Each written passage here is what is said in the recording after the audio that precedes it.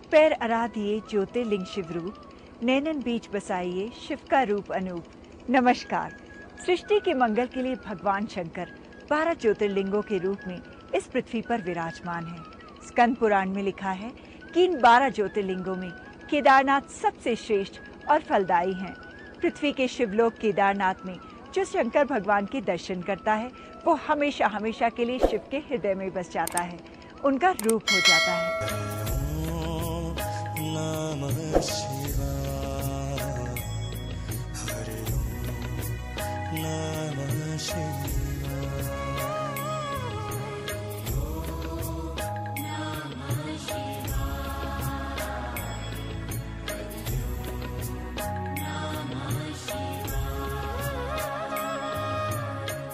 शिवाय नमो शिवाय।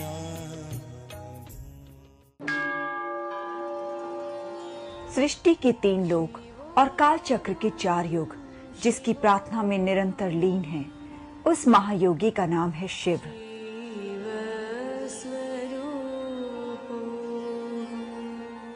भोलेनाथ का वास हिमालय की देवभूमि पर है। ये वो पावन धाम है जहाँ युगों युगों से लोग कर्म फल से मुक्त होने और मोक्ष पाने के लिए आते हैं। सतयुग में नर और नारायण को यहाँ मोक्ष मिला था। त्रेता में श्री राम भी ब्रह्म हत्या के पाप से मुक्त होने के लिए यहीं आए थे और कुरुक्षेत्र के विनाशकारी युद्ध में गोत्र हत्या के महापाप से उद्धार के लिए श्री कृष्ण के आदेश पर पांडव भी इसी देवभूमि की शरण में आए थे। पांडव द्रौपदी और माता कुंती के साथ शांति की खोज में हिमालय पहुंचे। वो उस पाप से मुक्त होना चाहते थे जो उन्हें गोत्र हत्या से लगा था। भगवान कृष्ण के आदेश पर वो भगवान शंकर से पाप मुक्ति का वरदान मांगने काशी पहुंचे। शिवाय नमो शिवाय नमो शिवाय नमो हरि ओम नमः शिवाय हरि ओम नमः शिवाय।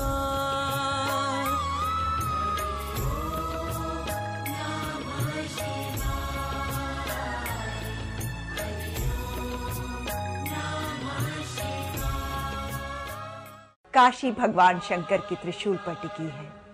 त्रिलोक के स्वामी शिव जी का वास काशी में था।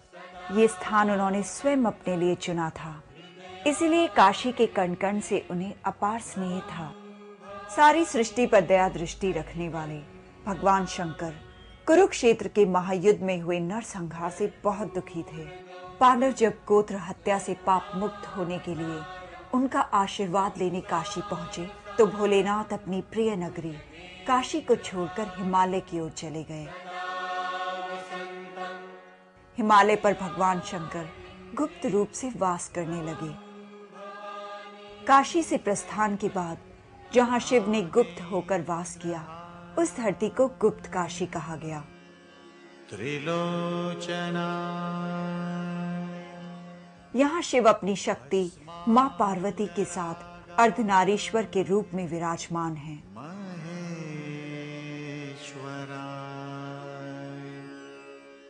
काशी की तरह गुप्त काशी में भी गंगा और जमुना की गुप्त धाराएं शिव के चरण धोती हैं।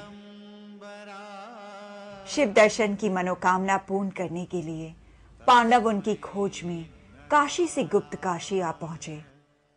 भगवान शंकर जानते थे कि कुरुक्षेत्र का युद्ध पांडवों ने धर्म रक्षा के लिए लड़ा था और पांडवों से मिलने पर उन्हें क्षमादान देना ही होगा। शिव गुप्त काशी से भी प्रस्थान कर गए और मंदाकिनी के तट पर केदार क्षेत्र में आ गए। मंदाकिनी जैसी पावन नदी की लहरें भगवान केदारनाथ के चरण धोती रहती हैं।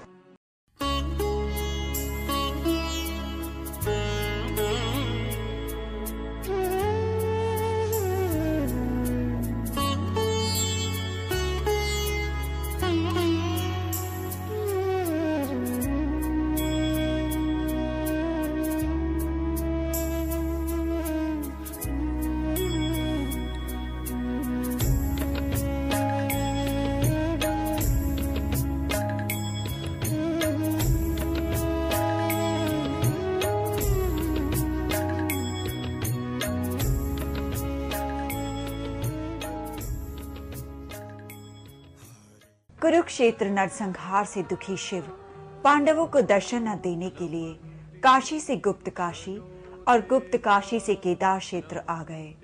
यहाँ आकर उन्होंने भैंसे का रूप ले लिया। जब पांडवों ने उन्हें उस रूप में भी पहचान लिया तो भैंसे के रूप में शिवजी धरती में समाने लगे, लेकिन दर्शन के लिए समर्पित भीम ने उनकी पूंछ पकड़ ली और उन्हें धरती में प्रवेश नहीं करने दिया। अंत में पांडवों की भक्ति से प्रसन्न होकर शिवजी ने उनकी प्रार्थना स्वीकार की। नमः शिवाय, हरि नमः शिवाय। शंकर भगवान की आकाशवाणी चारों दिशाओं में गूंज उठी। तुम मेरा संपूर्ण दर्शन नहीं कर सकते। जो केदारनाथ में मेरा पिंड प्रकट हुआ है वही ज्योतिर्लिंग है। तुम उसकी आराधना करो।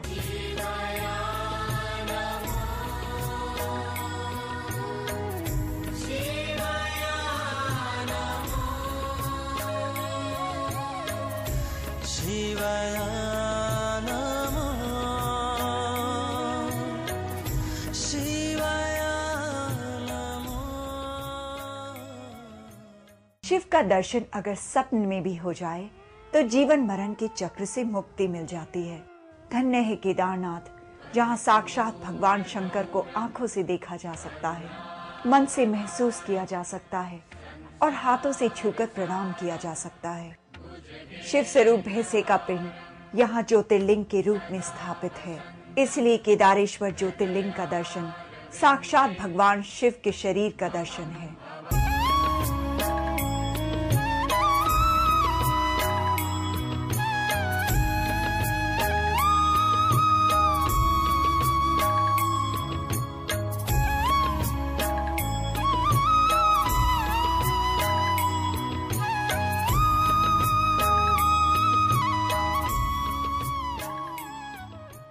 आकाश जिसका वस्त्र है, चंद्रमा जिसका आभूषण है और जिसकी जटाओं में गंगा मैया का वास है, उस महाशक्ति महादेव का स्मरण भी आत्मा को निर्मल कर देता है। श्री केदारनाथ का दर्शन उस अभिलाषा के पूर्ण होने जैसा है जो कई जन्मों से मन की गहराइयों में पल रही थी। आत्मा की ऐसी तृप्ति, ऐसा संतोष श्री केदारनाथ के दर्शन से ही संभव है। केदारनाथ के साथ शिव के अंग जिन अन्य स्थानों पर प्रकट हुए वे पंच केदार कहलाए। जहाँ जहाँ ये अंग प्रकट हुए वहाँ पांडवों ने पूजा की और पाप मुक्त हुए।